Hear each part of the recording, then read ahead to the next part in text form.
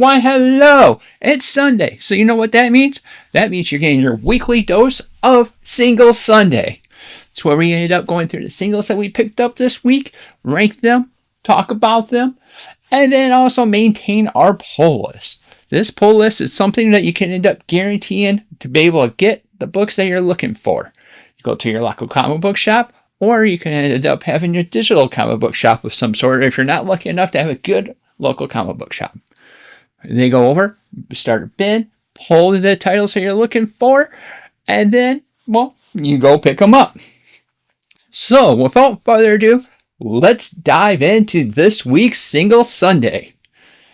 So, I want to start off right off the bat with a couple different ones. We have Just a Fun title. So, this is a book I pick up because I enjoy and it's so much fun. And that is going to be It's Jeff. This is It's Jeff meets Daredevil. There's a bunch of mini stories that's in here, and there's fewer words that's also in this book. But honestly, it's something fun, and if you got any of like a really dense book or anything like that, I strongly suggest you picking up something like this that could break up the madness and bring a nice smile over to your face. It's Jeff does exactly that, and that's why we ended up picking it up on our pull list. And then we're known for flyers. We have a few flyers that we picked here and there, and this has already been one, so we have volume 2 of Null. That's right, the Symbiote God is back. It's unlocked. It's unleashed. It's going crazy. It has a bunch of stuff that's going on. And then you also have a little bit of work going on with Hela. What is that? Well, you have to stay tuned to be able to find out. If you end up reading Null number 2, it's a nice little setup that comes over with it. So, books on the flyer list, and we give them 3 issues. If we ended up liking them, past that 3 issues, we add it to our pull. So that covers the main gist of it. I don't know. Should we be featuring the artists? Let us know down in the comment, or artists, writers, the entire crew. Let us know down in the comments down below if you would prefer something like that. I thought about it, so I figured I'll let you guys decide.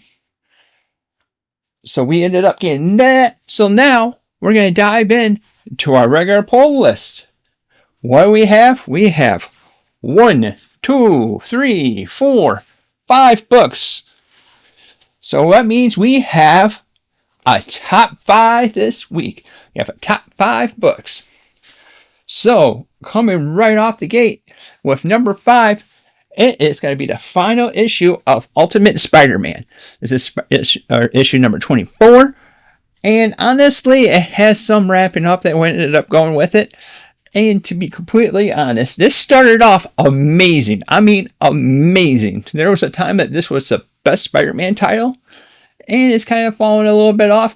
And I'm sad to see the wrapping of Hickman's run on it, but I am kind of a little bit happy because it was kind of becoming a lackluster run for me. We ended up going through the entire thing, and it's not saying that I wouldn't like it. Maybe it's going to be better when you read them all together, and that might be something that we may end up trying in the future because, well, there's 24 issues. Coming in at number 4, it's an absolute pick with Absolute Batman. Issue number 17. Walks in Poison Ivy. Is this the Poison Ivy that I know? Heck no, it's not, because it's an absolutely different one.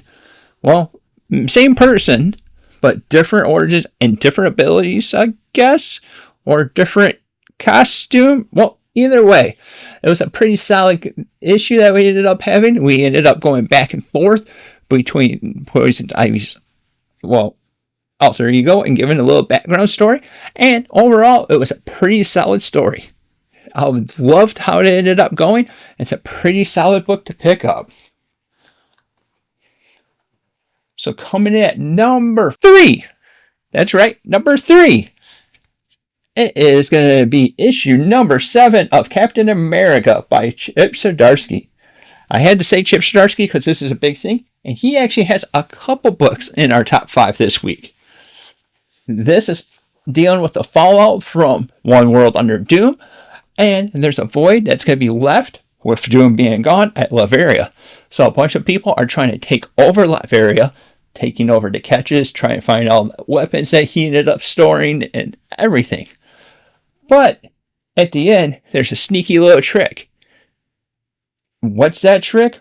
Well, you'll end up having to read the issue.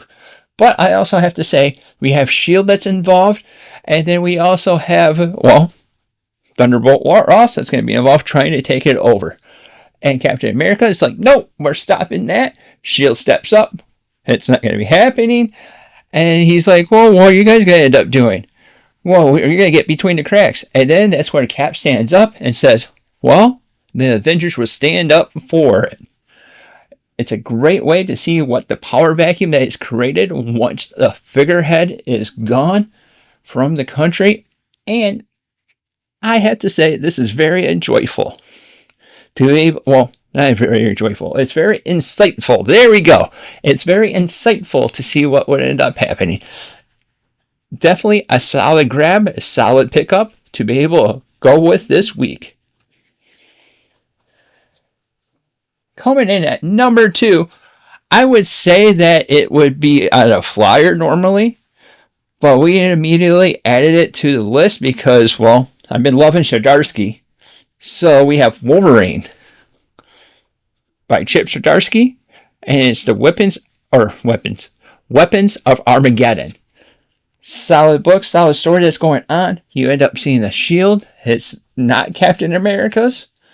You got a bunch of investigation and espionage that's going on. And it's a solid story that we got. It's a solid start to the story and can't end up waiting to see what's going on. I believe the Armageddon is going to be the summer event, is what I understand. So I'm kind of excited to see what's going to be coming out of that. All right, top pick. I'm going to precursor this at this is the top pick because this is a top pick for me.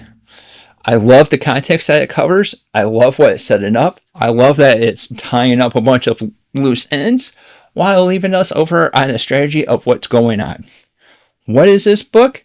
Well, it's issue number 24 of Thundercats. That's right, this is number 24 of Thundercats. Now, this is also setting up for the event that's going to be going on with Thundercats and Silverhawks. They're going to end up having that's going to be happening. This also has a different perspective that you won't be expecting as much. We have the Book of Omens. We have the Sword of Omens. We have the announcement of what is the handy dandy axe of Apex. That's right, we go back over and talk about that. We talk about what other things of Thundera and how, well, if you know where the Thundercats lost, or if you know about that, this ends up tying a little bit over to that as well. Solid book, solid pickup, and it definitely has a story from a different perspective, and I'm all in for it. It's Thundercats. Of course I have to be all in for it. The tie it in to all the other stories, put a nice little bow tie to be leaving a little bit of spoilers, ended up making this the number 1 book of the week. So that is your dose of Single Sundays. A nice another back-to-back heavy weeks of books that we ended up having. What did you have? What was your top book of the week? Let us know down in the comments down below. Also, I want to thank you guys for watching, and until next time, you later.